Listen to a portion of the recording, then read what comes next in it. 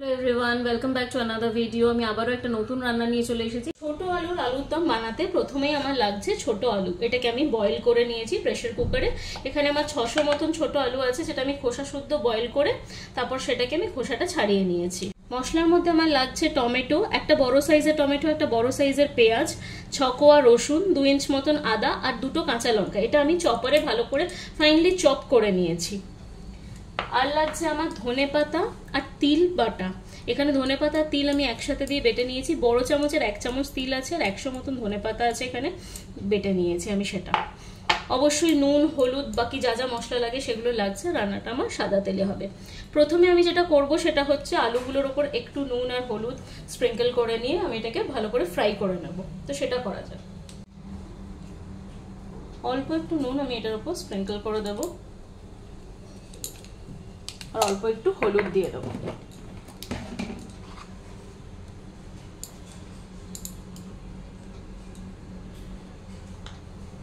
ভালো করে মিক্স করে নেব।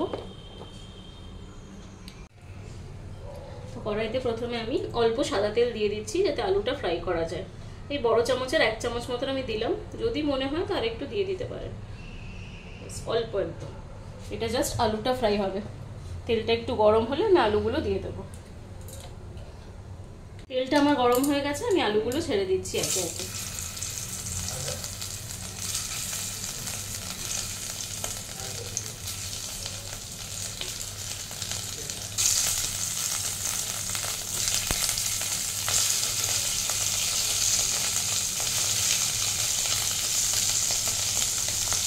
এটা ভালো করে একটু ফ্রাই করে নিতে হবে।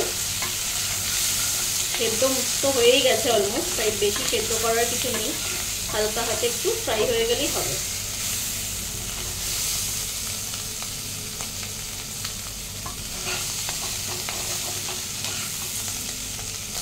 এবার আমি আলুগুলো উঠিয়ে নেব, খুব বেশি ফ্রাই করার এটা দরকার নেই। তো আলুগুলো তুলে রাখার পর এবার আমি আবার একটু সাদা তেল দিয়ে দিচ্ছি। এখানে আমি বড় চামচের 3 চামচ মতন তেল আমি দিলাম। তেলটা গরম হলে ফোড়ন হিসেবে আমি এখানে জিরে ফোড়ন দেব।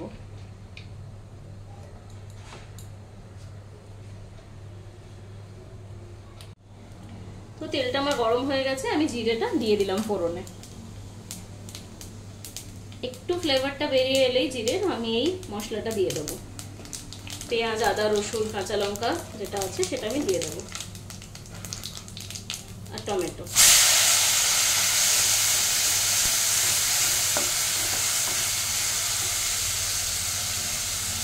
এটা আমি দিয়ে দিলাম। এটা আবার বেশ কিছুক্ষণ ভালো করে ফ্রাই করতে হবে, যতক্ষণ না মশলা থেকে তেল ছাড়ছে। আপনারা চাইলে এটাকে পেস্টও করে নিতে পারেন। আমি পেস্ট করিনি, আমি এভাবে চপারে ফাইনলি চপ করে নিয়েছি।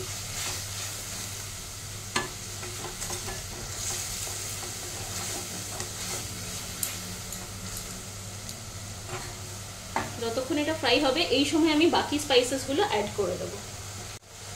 ফার্স্টে আমি দিয়ে দিচ্ছি নুন। নুনটা দেওয়ার সময় একটু মাথায় রাখতে হবে, আমরা আলুতে অল্প নুন মাখিয়েছিলাম, তাই এই চামচের 1 চামচই আমি নুন দিলাম।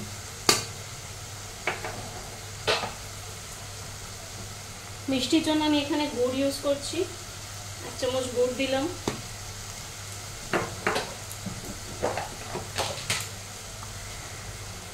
হলুদ গুঁড়ো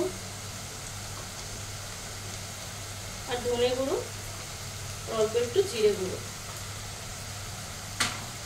এবার এগুলোকে ভালো করে মিক্স করে নেব। দিয়ে এটা ভালো করে কষিয়ে নিতে হবে যতক্ষণ না মশলা থেকে তেল ছেড়ে বেরোচ্ছে। তো এই মশলাটা থেকে তেল বেরিয়ে গেছে, এবার আমি ধনেপাতা তিল বাটাটা দিয়ে দেবো একসাথে। দিয়ে এটাকেও আবার ভালো করে কষাবো, মিক্স করে নেব। তিলটা দেওয়ার জন্য এটা একটা ক্রিমি টেক্সচার আসবে, তাই আমি বড় চামচের 1 চামচ তিলটা ইউজ করেছি।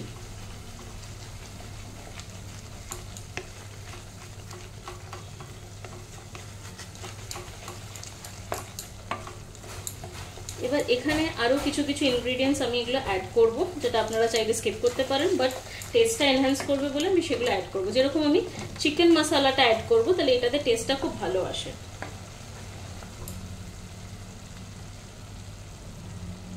এখানে আমি অল্প একটু চিকেন মশলা দিয়ে দিচ্ছি, এই 1 চামচ মতন দিচ্ছি।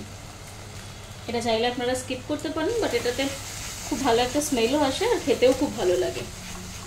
আবারও একইভাবে আমি কষিয়ে নেব যতক্ষণ না মশলা থেকে তেল ছাড়ছে।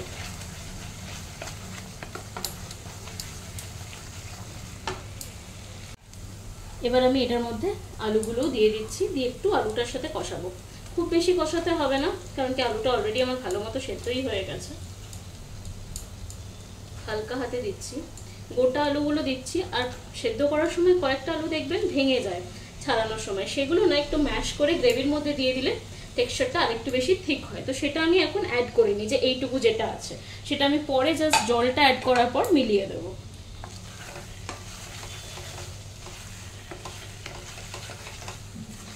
আলুর সাথে এটা ভালোভাবে মিক্স হয়ে গেছে। এবার আমি অল্প একটু গরম জল দিয়ে দেবো। এবার আমি এটাতে গরম জল অ্যাড করে দেবো। আলুটাও ভালো করে মিক্স হয়ে গেছে, দিয়ে দিচ্ছি এটাতে গরম জল। ফ্লেমটা একটু বাড়িয়ে দেবো ভালোভাবে, যাতে মশলাটা আলুর সাথে মিশে যায় আর ফুটে যায়।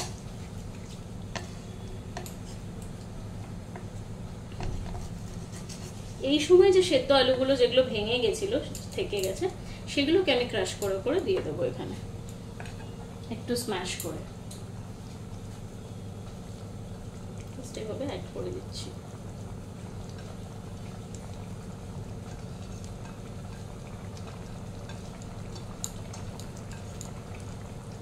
এবার গ্রেভির রিকোয়ারমেন্ট অনুযায়ী এটা ফুটিয়ে নিলেই হবে, আর কিছু করার নেই। আলু আমার একদম সেদ্ধ হয়েই গেছে।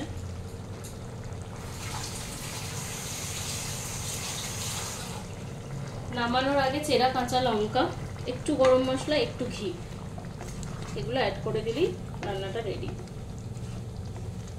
আর এই সময় আপনারা নুন মিষ্টিটা একটু চেক করে নেবেন। তো এটা একটু ফুটে যাক। কাঁচা লঙ্কাগুলো জাস্ট ফাটিয়ে ফাটিয়ে আমি দিয়ে দিচ্ছি। এবার আমি দেব গরম মশলা গুঁড়ো। এটা আমার হোমমেড গরম মশলা, আপনারা চাইলে আমি একদিন রেসিপিটা দিতে পারি। এবার আমি 1 চামচ ঘি দিয়ে দেব।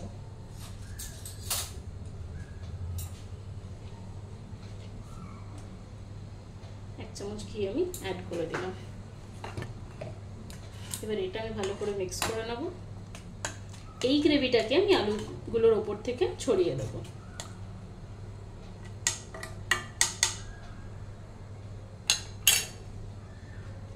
তো দেখুন গ্রেভিটা আমার একদম রেডি হয়ে গেছে। এবার আমি কি করব, যেখানে আলুগুলো রেখেছি তার উপর থেকে এই গ্রেভিটা অ্যাড করে দেব।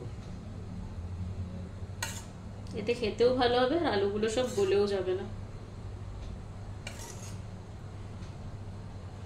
এভাবে আমি উপর থেকে দিয়ে দিচ্ছি।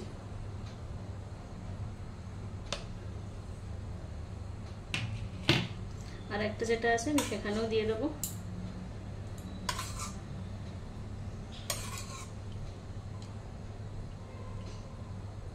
তো আমার আলুর দম একদম রেডি। আমি এখানে উপর থেকে গ্রেভিটা দিয়ে দিয়েছি, তাই একটু বেশি গ্রেভি মনে হচ্ছে, বাট এটা গ্রেভি একদম প্রপার আছে, খুব বেশিও হয়নি একদম কমও হয়নি। নিচে আলুগুলো আছে আর আলুগুলো পারফেক্টলি বয়েল হয়েছে, একদম গলেও যায়নি। তো এভাবে আপনারা এটা লুচি, পরোটা, রুটি যা কিছুর সাথে আপনারা এনজয় করতে পারেন।